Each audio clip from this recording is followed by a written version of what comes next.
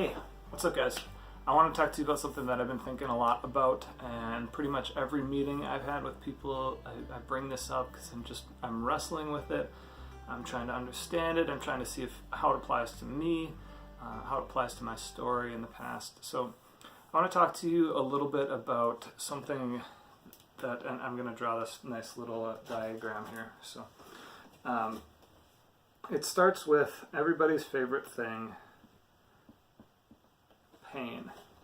I think I'm coming to see more and more that pain is a given.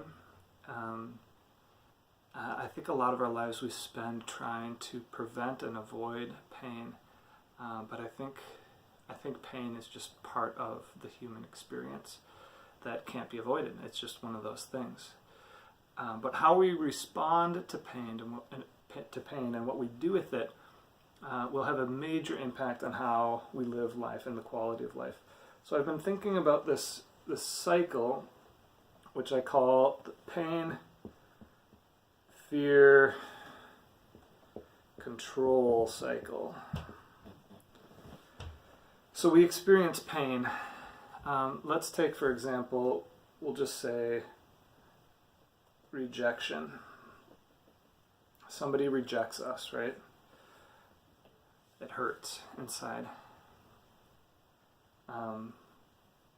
If we don't process that pain, if we don't allow that pain to be there, if we don't allow ourselves to feel it, to mourn it, to go through a grief process, to have sorrow, to be seen in that pain in a community setting, that will inevitably lead to fear. I think, this is just kind of one of my ideas, so feel free to disagree with me. I think pain can't be resisted. When we resist pain, we bottle it up inside. We kind of create this Instapot. You guys know what an Instapot is? It's one of those pressure cooker things. It cooks rice in like 30 seconds. Okay, not quite that fast, but you kind of put the pain inside of you and it stays in there, but you kind of contain it under pressure. So a good friend of mine, Michael, told me that pain plus resistance equals torment. So it's this idea that if we resist the pain, we don't let ourselves feel the pain, we create this torment inside of us, right? And that's terrifying. We have this big boiling mass inside of us with all this unresolved pain, and we don't know what to do with it. It's terrifying. And it feels like it's going to take over us. And every once in a while, it like pops a seal and it goes spraying out. And it's like just this massive explosion of just junk all over the place. And then people call that grief. Like, wow, that doesn't sound nice. I don't want to grieve. I don't want to have sorrow. But they're not experiencing grief. They're not experiencing sorrow. What they're experiencing is a boiling over of unresolved pain that's just exploding all over the place. So pain, fear, and how do I alleviate that fear? What am I supposed to do about that fear? I will have a tendency to go to control systems. I'm afraid, therefore I will have to try to control my life, control the people around me, control circumstances. A lot of times control will look like self-mastery. I need to perfectly understand how people work so that I can avoid pain. I need to perfectly understand God's standards or his moral standards. So I need to perfectly live a moral life, and then if I do that, then I'll avoid ever feeling pain again, and I will never have to feel and experience this ever again. Or maybe control looks like just super disciplined. I've got all the stuff lined up correctly. I'm reading my Bible, I'm eating well, I'm going to church on a regular basis, I'm doing all the things perfectly, but the reason I'm doing those is because I want to avoid pain. And I assume that if I'm experiencing and feeling pain, something must be wrong. Something is wrong with me. Maybe the control looks like manipulation. You start trying to manipulate the people around you, manipulate your circumstances. Maybe it looks like defensiveness. You kind of put up your walls and you don't let people in anymore because you don't want to experience relational pain anymore. or maybe you numb yourself, or you get into some addictions to try to not feel and experience that, to make it less acute, or you just avoid things. You avoid people, you avoid hard circumstances, you avoid making choices. So there's a lot of control systems that you can create as you go through this cycle. Unfortunately, a lot of those control systems will lead back to more pain. They'll have a tendency to isolate you. They'll have a tendency to destroy relationships and connection, and it'll lead to more pain in the long term. So you experience rejection, you're terrified. I don't ever want to be rejected ever again, so I need to master myself and I need to control the people around me. Well, people don't like being controlled, they don't like being manipulated, so they will have a tendency to walk away from you, and then you will reinterpret that as more rejection, and it's a spiral of death and badness. Not a good idea, right? How do we get out of it? How do we do something different? I've been thinking about these different off-ramps. How do we get into a different habit, a different cycle over here, somewhere else, so that we don't continue the pain, fear, control cycle? One of the things I've been thinking about is just sorrow, grief, right? I think that can be an off-ramp over here where we get into something different. We start doing something different over here. So instead of putting the pain in the Instapot and trying to contain it, resisting the pain, I'm not going to feel that. I'm going to put it under wraps because it's uncomfortable. I'm not going to go through that, and it's going to be smooth and easy. I'm not going to face all those things. I'm going to shut down inside, shut down my emotions, shut down my feelings, shut down my heart, and then life is just easier, right? Well, that's going to continue in this cycle. Pain, fear, control, and that Instapot is going to boil up. But I'm kind of wondering, and I'd love to hear you guys' thoughts about this, if we just got better at grieving, and not grieving alone in our room, not excusing ourselves from the table and going and crying in the bathroom where nobody can see us, but really get good at grieving with people in a community setting. What if that would break this entire cycle down? What if the process of grief cuts off fear from having any place?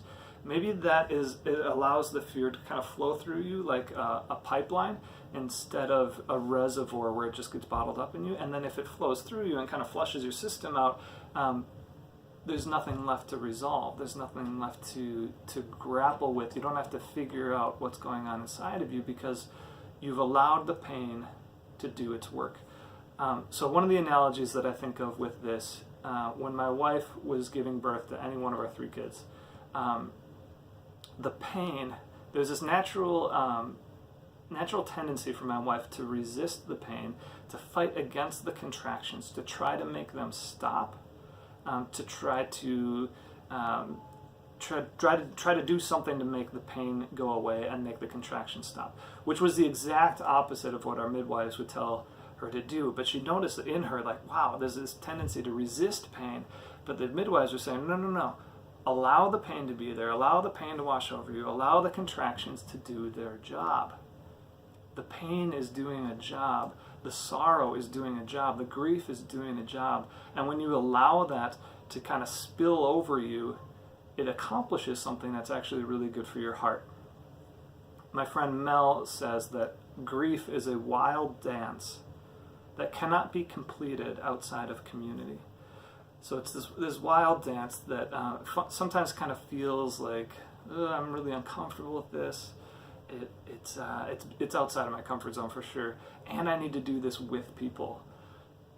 That's hard. That's really hard for us as Americans. I would really love to explore with you guys what could it look like to go through a process like this so that we don't have to continue the pain, fear, control cycle. Another off-ramp that I've been thinking about, it could be here with the pain, it could be over here with the fear, but I'll just abbreviate this. Vulnerability over here.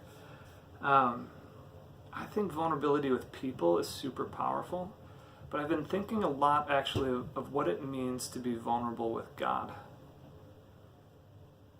The other day, I was driving in the car with a friend, and I was just praying, and I told God, God, you seem so weak to me. You seem so small. I'm not happy with you. I'm so frustrated that you're not fixing stuff and you're not preventing pain, right? Like, this shouldn't be happening so much. Why do people experience this so much? And I'm so frustrated with you. But it was really hard for me to say those things. It was kind of a test of the relationship. Do I feel comfortable enough with you, God, to say the things that are truly going on inside of me? Or am I going to wipe those things away and try to get into a control system, to force myself into correct theology, force myself into correct words, because I think that's the solution. But to break the cycle of going to control, I think we need to start getting really vulnerable and really honest with God. Saying things like, I don't like you, God, or I'm terrified. I'm just terrified. This person rejected me.